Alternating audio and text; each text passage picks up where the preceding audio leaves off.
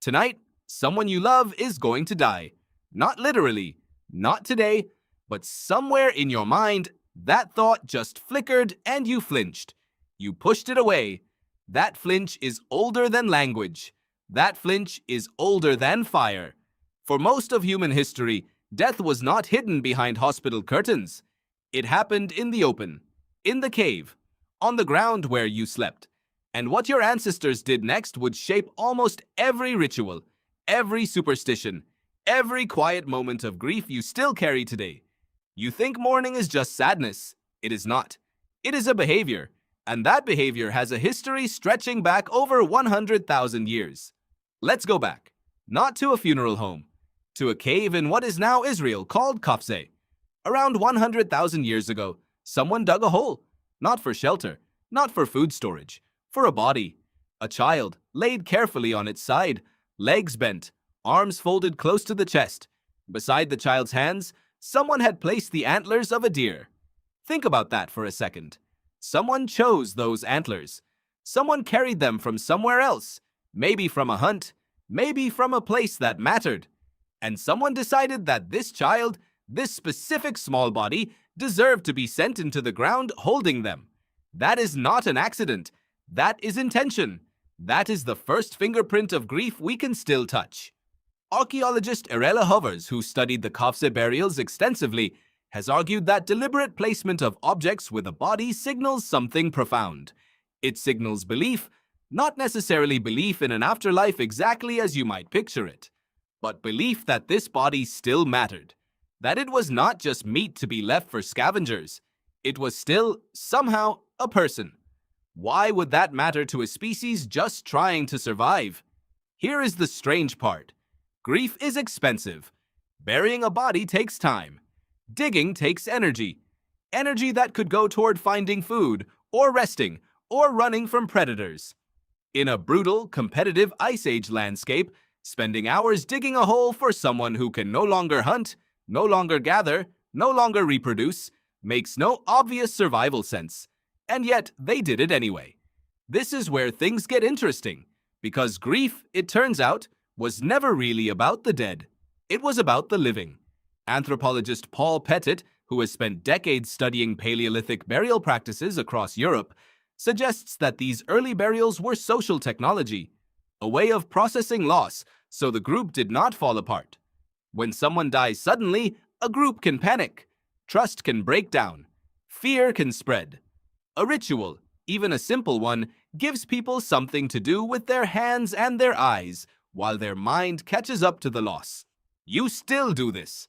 When someone you love dies, you do not go numb and disappear. You plan things. You choose flowers. You choose music.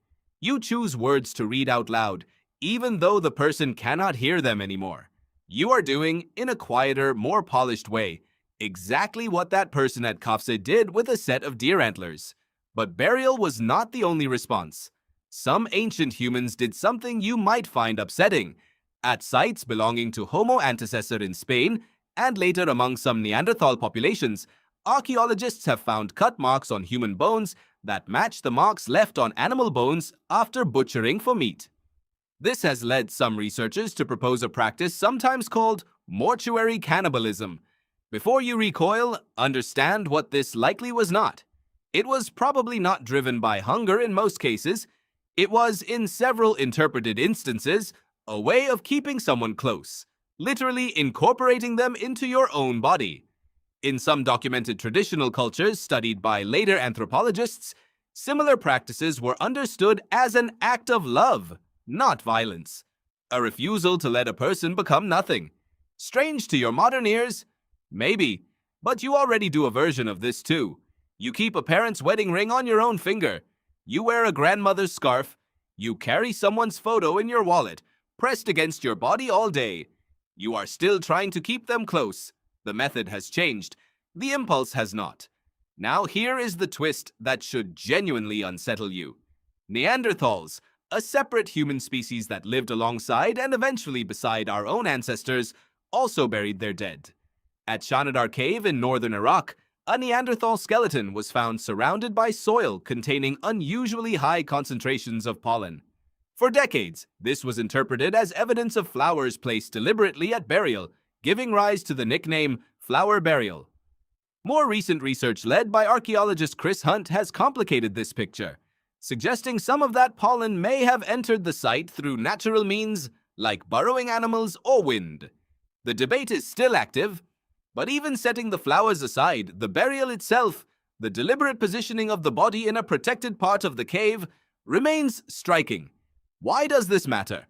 Because it means grief, real, structured, intentional grief, may not be uniquely human.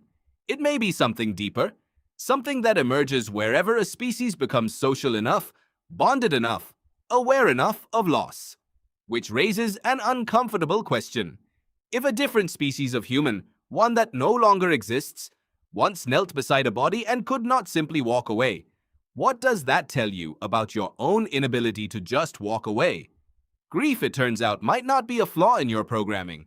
It might be the proof that the programming worked, that you bonded, that you attached, that another person became part of how your brain understood the world, so deeply that their absence leaves a hole your mind keeps checking again and again, like a tongue returning to a missing tooth. Psychologist John Bowlby, known for developing attachment theory, argued that grief is simply attachment behavior with nowhere left to go. Your brain built an entire internal model of a person you loved. It expected to find them in certain places, at certain times, saying certain things. When they die, that model does not immediately disappear. It malfunctions. You reach for your phone to text them. You set 2 coffee cups down out of habit. For a fraction of a second, your ancient hunter-gatherer brain still expects them to walk through the door. That is not weakness. That is 100,000 years of evolutionary architecture refusing to update itself overnight. And here is where the modern mirror becomes almost too clear to ignore. You still bury people with objects, a wedding ring, a favorite book, a handwritten letter tucked into a coffin.